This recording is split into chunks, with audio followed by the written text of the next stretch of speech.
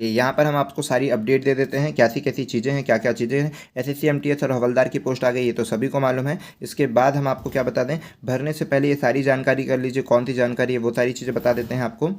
यहाँ पर सबसे फर्स्ट देखिए, एसएससी एमटीएस और हवलदार की जो कितनी पोस्ट है जोन वाइज हम आपको बता देंगे वन बाय वन करके पूरी चीज़ें, फिर फुल डिटेल्स आपको देखने को मिलेगा। इसके बाहर आपको कोई भी चीज़ें अलग से कुछ जानने की ज़रूरत नहीं है। किस जोन से कितने फॉर्म भरे वो सभी आपको बता देंगे। यहाँ पर देखिए जोन वाइज का कोई रिलेशन नहीं है, आप ऑल इंडिया बेस पर फॉर्म भरिए, ठीक है। आप ज्वाइनिंग के टाइम ना जहाँ पर भी आपके नंबर होंगे उस हिसाब से आपको ज्वाइनिंग दे दी जाएगी, ठीक है। और मैक्सिमम से मैक्सिमम नंबर लाना, मान लीजिए एमपी की कट ऑफ 80 गई है, ठीक है, यूपी की कट ऑफ 78 गई है और बिहार की कट ऑफ 60 गई है और आपके नंबर आ रहे हैं 70, ठीक है। तो 70 आ रहे हैं तब तो कहाँ पर मिलेगा, तब आपको बिहार मिलेगा। भले आप एमपी से बिलोंग करते हो, यूपी से बिलोंग करते हो, आपको बिहार के लिए एलिजिबल रहेंगे, बिहार वाली पोस्ट ले सकते हैं, ठीक है। तो इस तरह से कट ऑफ रहता है, तो जोन के लिए चिंता नहीं करें, आप ऑल इंडिया बेसिस पे भरे और मैक्सिमम से मैक्सिमम नंबर लाएं ताकि जहाँ पर आप चाहें वहाँ आपको ज्वाइनिंग मिल जाए। पेपर 1 या 2 से किससे मेरिट बनती है ये भी आपको बताएंगे। पेपर 1 बहुत ज़्यादा जरूरी है, ठीक है। इसके बाद उसी से मेरिट बनती है। पेपर 2 केवल क्वालिफाइंग होता है। अंतिम वर्ष की कट ऑफ कितनी थी आपको पूरा पीडीएफ के तौर पर दिखा दिया जाएगा।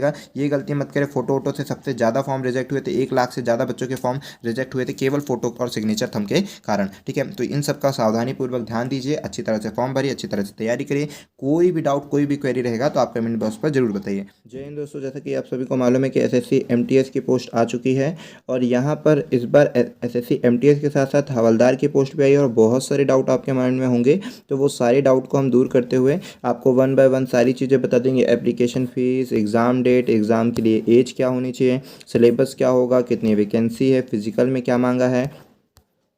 इसके बाद यहाँ पर आपको जोन वाइज वैकेंसियाँ भी बता दी जाएगी कि जोन वाइज वैकेंसी कितनी आई है हवलदार की। यहाँ पर जो एमटीएस के लिए हैगा, पेपर 1 जो होगा एमसीक्यूज, ऑनलाइन मेरिट, क्या क्या चीज़ें होंगी, कैसी क्या सिलेबस होगा, कितने नंबर का होगा, कितनी क्या नेगेटिव मार्किंग रहेगी, एग्ज़ाम 2 कैसा होता है, क्वालिफाइंग रहता है, क्या कैसा रहता है, ठीक है। यहाँ पर फिर लास्ट ईयर की कट ऑफ भी आपको अवेलेबल करवा दी जाएगी। 18 से लेकर जो 27 साल के वाले देंगे और 18 से लेकर जो 25 साल वाले देंगे वो सारी चीज़ें आपको अवेलेबल करवा दी जाएगी। चलिए तो स्टार्ट करते हैं फर्स्ट उससे।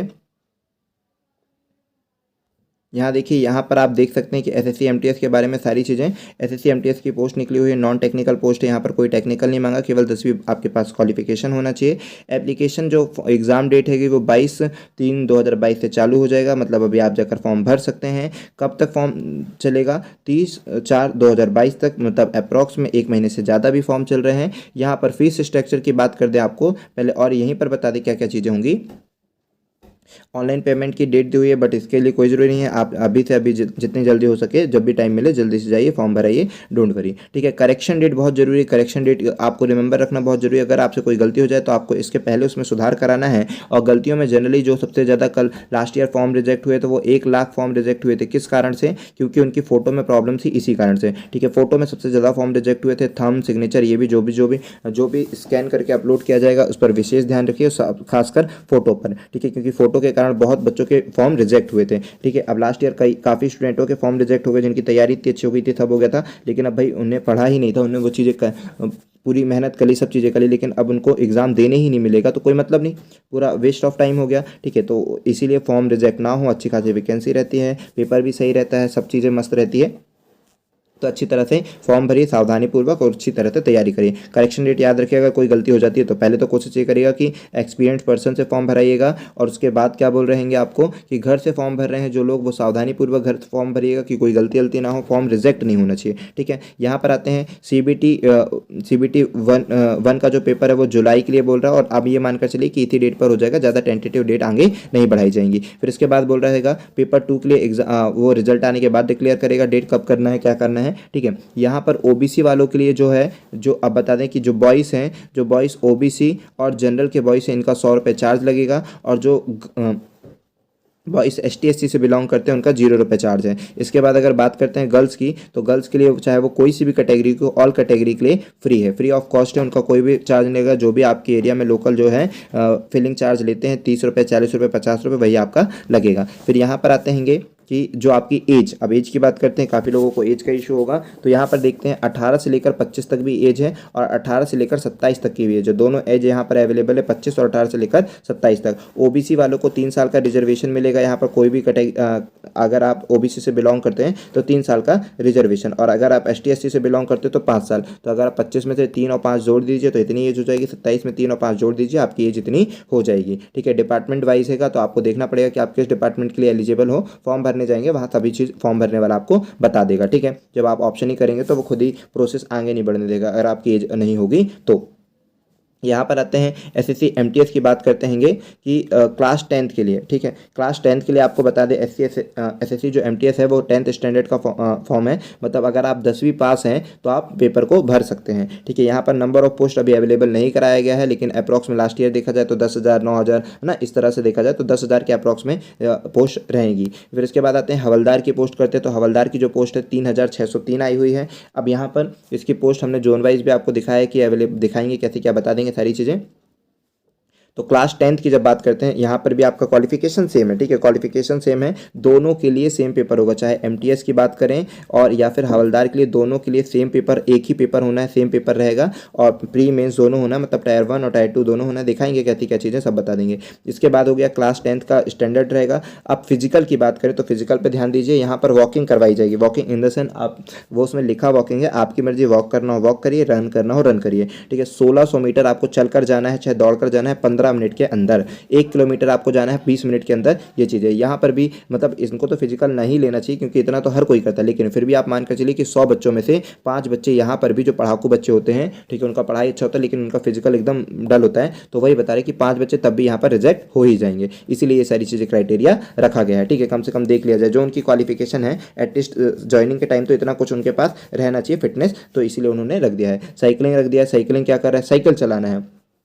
आज के समय तो हमको ये लगता है कि मतलब इतना तो खैर जो ज़मीनी स्तर से जुड़े लोग हैं ना, वो उनके लिए ये सब कोई बहुत बड़ी बात नहीं है। ठीक है, इतना वो ना मोहल्ले में भाई ग्राउंड के लिए दौड़ जाते हैं, मोहल्ले में कुछ सामान लेने के लिए इतना दौड़ जाते हैं। इतने किलोमीटर तो उनके स्कूल हुआ करते थे जो जाते थे। 8 किलोमीटर 30 मिनट के अंदर आपको साइकिल चलाना है लड़कों को, और लड़कियों को 3 किलोमीटर 25 मिनट के अंदर साइकिल चलाना है। ठीक है, और इसके बाद क्या बताते हैं, हाइट और चेस्ट की बात करते हैं। तो बॉयज़ के लिए जो हाइट हैगा, हालांकि जो इनकी हाइट इनसे कम है तब भी आप भरिएगा, है ना, बिल्कुल छोड़िएगा मत, भरिएगा जरूर। तो 157.5 सेंटीमीटर बॉयज़ के लिए हाइट है और चेस्ट इनका 76 से 81। इट मीन्स क्या हैगा कि आपका नॉर्मल जो चेस्ट होना चाहिए कम से कम 76 होना चाहिए और फुलाने के बाद 81 आना चाहिए। ठीक है, कम से कम नॉर्मल चेस्ट आपका 76 होना चाहिए। हो जानिए कि फीमेल के लिए जो हाइट है वो क्या रहेगी, 152। ठीक है, फीमेल के लिए केवल हाइट की रिक्वायरमेंट है, चेस्ट के लिए इनका कुछ रिक्वायरमेंट नहीं है। ठीक है, फीमेल का केवल हाइट होना चाहिए मिनिमम 152 सेंटीमीटर की हाइट होनी चाहिए। अब आते हैं नेक्स्ट पर, यहाँ पर आते हैं जोन वाइज। हमने कहा था कि जो हवलदार पोस्ट है उसका जोन वाइज बताते हैं किसमें कितनी पोस्ट है। तो आपको सबसे पहले हम भोपाल का दिखाते थे, बाकी आप जिस भी जोन से आप देख लीजिएगा जूम करके। ठीक है, यहाँ पर सारी चीज़ें हम आपको जूम करके दिखा देते हैं। आप जिस भी जोन से बिलोंग करते हैं, जिस भी स्टेट से बिलोंग करते हैं, आप देख लीजिए। भोपाल का देखिए 20/7। ठीक है, सबसे पहले जनरल का है तो आप देख ले सकते हैं यहाँ पर कि जनरल की 20 पोस्ट आई है, एससी की 7 पोस्ट है, एसटी की जो है यहाँ पर, ठीक है, 20 पोस्ट जनरल की, 7 पोस्ट एससी की, 2 पोस्ट एसटी की, 12 पोस्ट ओबीसी की, ईडब्ल्यूएस की 5 पोस्ट है। आजकल तो ईडब्ल्यूएस के भी कट ऑफ कम जा रहे हैं। फिर टोटल 46 पोस्ट है। इसी तरह से ईएसएम और पूरा फिजिकली हैंडीकैप है ना, सारी चीज़ों के लिए अलग अलग क्राइटेरिया आप देखकर समझ सकते हैं। यहाँ पर देखिए पेपर 1 सबसे मेन तो पेपर 1 ही है, क्योंकि यही आपको सिलेक्शन दिखाएगा, यही आपको ज्वाइनिंग दिलाएगा। बाकी सब ऐसे ही है, सब का सब ऐसे ही है, आपके लिए कोई और जरूरी नहीं। पेपर 1 आपके लिए मोस्ट इंपॉर्टेंट है क्योंकि यहीं से आपकी मेरिट बनेगी, यहीं से आपकी मेरिट बनी है भाई। मोस्ट इंपॉर्टेंट यही पेपर है। इस पेपर का सिलेबस की बात कर ले कि क्या क्या आता है इस पेपर में, तो जीके आएगा 25 नंबर की, मैथ्स आएगी भी 25 नंबर की, रीजनिंग भी 25 नंबर की, जो आप पढ़ते हैं सेम वैसे ही 25-25 नंबर के चारों सेक्शन होंगे। 100 नंबर का टोटल पेपर होगा। और यहाँ पर याद रखिए कि 1/4 की नेगेटिव मार्किंग होगी। 4 क्वेश्चन पर 1 नंबर आपके कट जाएंगे। अगर 4 क्वेश्चन आपने गलत किए तो 1 नंबर कट जाएंगे। ठीक है, यहाँ पर देखते हैं पेपर 2। पेपर 2 केवल और केवल क्वालिफाइंग नेचर है। क्या क्या आएगा, या तो लेटर, आपके पास लेटर और एस्से आएगा, दोनों में से कोई एक आपको लिखना है। ठीक है, 50 नंबर का होगा, पासिंग मार्क्स अप्रॉक्स में 20 के आसपास होते हैं।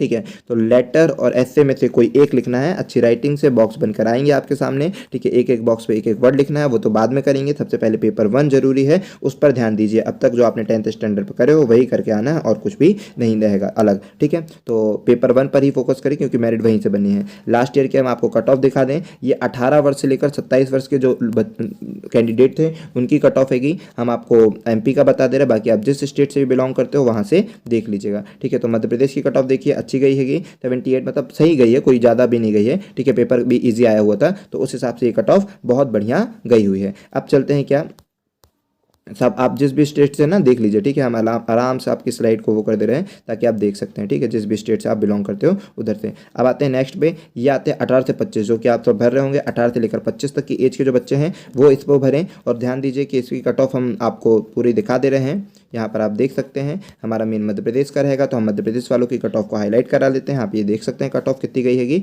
और बाकी सब आप जिस भी स्टेट से बिलोंग करते हो वहाँ की कट ऑफ देख लीजिए, उस अकॉर्डिंग आप डिसीजन लीजिए, ठीक है, कहाँ से क्या। और याद रखिए कि कई बच्चे यहाँ पर कंफ्यूज होंगे कि ये क्या पोस्ट जोन वाइज भरना है, कैसी क्या, बहुत सारी कंफ्यूजन होती है। तो हम आपको बता दें कि जो पोस्ट है वो ऑल इंडिया बेसिस पर है, कि आपको जोन वाइज भरने की कोई ज़रूरत नहीं है। ऑल इंडिया बेस पर पोस्ट है, ऑल इंडिया बेस पर ही रहेगा, सब आप सारे स्टेट्स के लिए एलिजिबल रहोगे, ठीक है। वहाँ पर फिलिंग के लिए भी आता है, तो आपका ऑल इंडिया ही सेलेक्ट करना है कि कहीं पर भी आप ज्वाइनिंग ले सकते हो। हालांकि जब आपकी ज्वाइनिंग लगती है तब भी आपको एक मौका दिया जाता है कि फिलिंग के लिए कि फिलिंग कर दीजिए, ठीक है। और याद